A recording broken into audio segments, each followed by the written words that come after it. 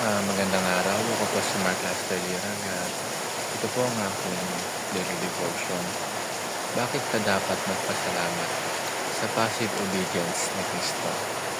Tinalakay po ni Pastor Russell Ocampo sa 365 daily devotion.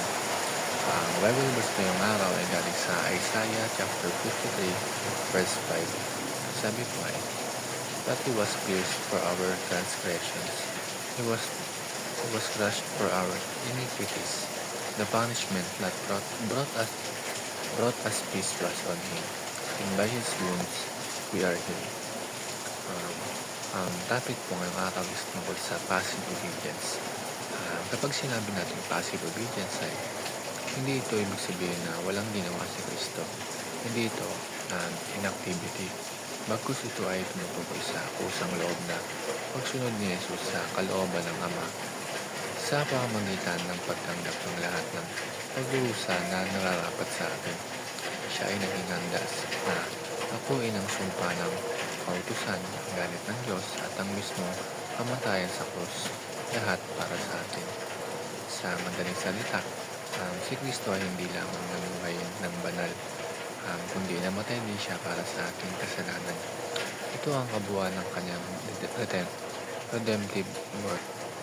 Ang dahilan, ang dalawang bahagi ng kanyang pagsunod ay parehong mahalaga para sa ating kaligtasan.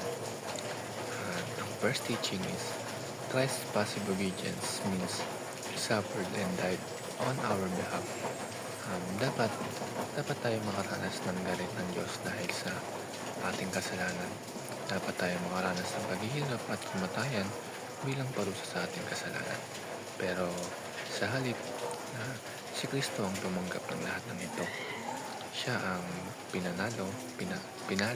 pinahiya at pinako sa krus imbis na tayo. At ginawa niya ito ng buong puso. Hindi siya nagreklamo. At ang second teaching is, Christ's active obedience means He had fully obeyed all of God's requirements on our behalf. Habang nabubuhay si Jesus sa mundong ito, hindi siya kailanman nagkasala. Wala siyang paglabag sa batas ng Diyos at hindi sa salita, hindi sa gawa, hindi sa puso. Perfect siyang sumunod mula sa simula hanggang dulo. At alam mo kung bakit? Kasi hindi lang kailangan mag-forgive tayo, kailangan din ng righteousness para makapasok tayo sa langit.